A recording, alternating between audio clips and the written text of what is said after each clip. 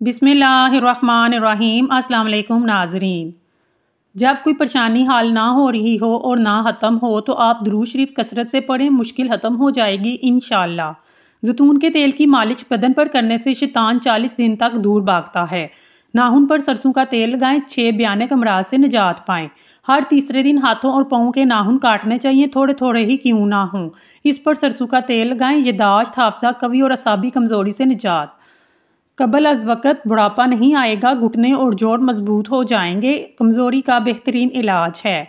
दिल और दिमाग पर मस्बत असरात होंगे, जवानी भी शानदार होगी और बुढ़ापा भी जानदार होगा।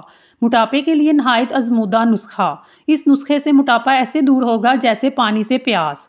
मेथरे के बीज जो अचार में डालते हैं, कलवंजी, सब्ज़ चाय, इसमकोल का छिलका हम वज़न बारीक पीसकर आधा चम्मच दवाई के तौर पर दिन में 4 बार पानी के हमरा इस्तेमाल करें। मोटापे के लिए ये कमाल की चीज़ है।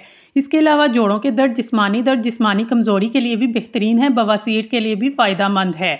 ज़ुकाम ठीक करने के लिए 1 चम्मच कलवंजी पीसकर इसमें 11 चम्मच जैतून का तेल शामिल कर 5 मिनट तक उबाल कर छान लें।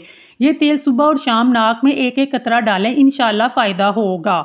चंद कतरे देसी घी, टेंशन से निजात। गाय का खालिस घी चंद कतरे लेकर रोजाना हल्के हाथ से मुंह खोलकर तालू का मसाज करें, फिर 1 मिनट पट्टी का मसाज करें। नाफ में भी घी लगाएं। इसके फायदे बेशुमार हैं। बच्चों का हाफजा लाजवाब, जबरदस्त नींद, टेंशन, डिप्रेशन का यकीनी इलाज है। ये टोटका हमारा आजमूदा है, चंद दिनों में ही फर्क नजर आना शुरू हो जाएगा। जोड़ों के दर्द और सोजन से निजात के लिए 7 छुहारे, 5 माशे, पिसी हुई सूंड दूध में जोश देकर सुबह नहार मुंह पीने से बेहद फायदा होता है। मोटापे से बचना है तो रोजाना वॉक करें। आपकी उम्र जितनी है कम से कम इतने मिनट तेज चलें। वर्जिश को अपना मामूल बनाएं। चिकनाई, शक्कर और मीठी शिया मुनासिब हदूद में इस्तेमाल करें। अपनी खुराक में चर्बी को सिफर कर दें। कार्बोहाइड्रेट्स वाली ग़िज़ाएं इस्तेमाल करें। चीनी, जिसे उर्फ जहर भी कहा जाता है, इसको कम से कम इस्तेमाल करें। नहार मुंह नीम गर्म पानी, आधा नींबू का रस और 1 चम्मच शहद मिलाकर पीने का मामूल बना लें। मेथी का साग इस्तेमाल करें। भुने हुए दाने या मकई की भी कसरत से खाएं। दिमागी कमजोरी, पुराना नज़ला, जुकाम, सर दर्द, मगज़, बादाम, मक्खन, चीनी हम वज़न लेकर चाटने से दिमागी कमजोरी दूर हो जाती है। रसूल अल्लाह सल्लल्लाहु अलैहि वसल्लम का इरशाद है, जैतून के तेल को खाया करो, इसका तेल लगाया करो, क्योंकि इसमें 70 बीमारियों से शिफा है, जिसमें एक बीमारी कोढ़ की है। जनवरी में पैदा होने वाले लोग शरीफ होते हैं। फरवरी में पैदा होने वाले लोग ज़हीन होते हैं। मार्च में पैदा होने वाले लोग खूबसूरत होते हैं। अप्रैल में पैदा होने वाले लोग गुस्से के तेज होते हैं।